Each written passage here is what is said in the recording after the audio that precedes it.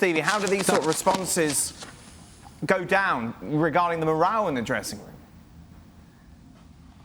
Well, there's no question you get sick of listening to it. You know, good players will ultimately look at themselves first and foremost and think, how did I do? Did I do my bit? Could I have done more? You know, how am I involved in the mistakes? Or, I mean, the good things, they'll go through the whole gamut. My wonder, and maybe Jules could enlighten me in particular, because I don't know what kind of guy that Daniel Levy is. If Daniel Levy's any sort of football person, he's not going to be falling for this sort of flannel about we're building a core and we're doing this and we're doing that. If Daniel Levy's any sort of football person, he's going to sit down with Conte and say, right, I've got a really easy question for you here. This is an easy football question.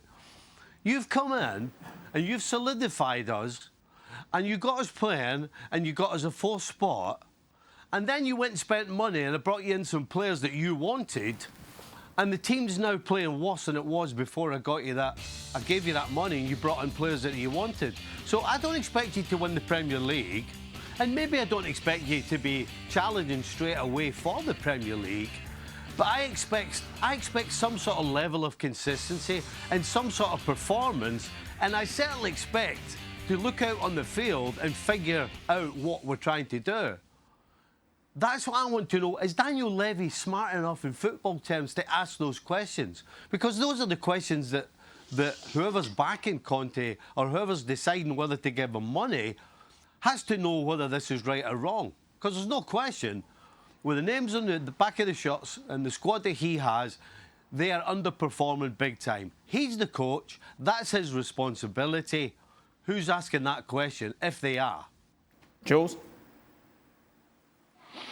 It's a very good question from Stevie. Daniel Levy is a businessman, to start with. Let's be honest here. He's someone who is capable of hiring Nuno Espirito Santo, for example, for like, I mean, why? What attracted you to Nuno, for example? And to go from Mourinho to Conte to managers who have just no profile, no continuity, no plan, certainly no mid to long-term plan. So he clearly does his business as a football CEO, because this is what he is really, just on the short term, which I don't think that is the answer now. And then maybe this is why Spurs haven't won anything since 2009 now, and that was a League Cup, by the way.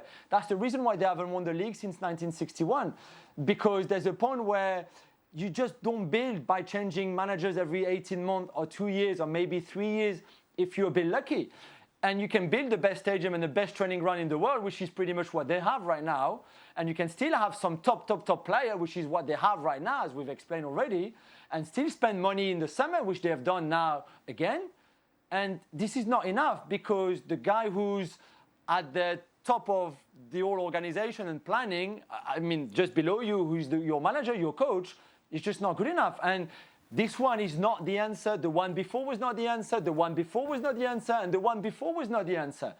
And I think for all the blame that we can put on Antonio Conte and all his excuses and everything, and the players also have to take some blame, of course, but Daniel Levy has a huge blame to take. And Joe Lewis as well, who is the most invisible owner in the history of the top clubs in Europe, is also partly to blame.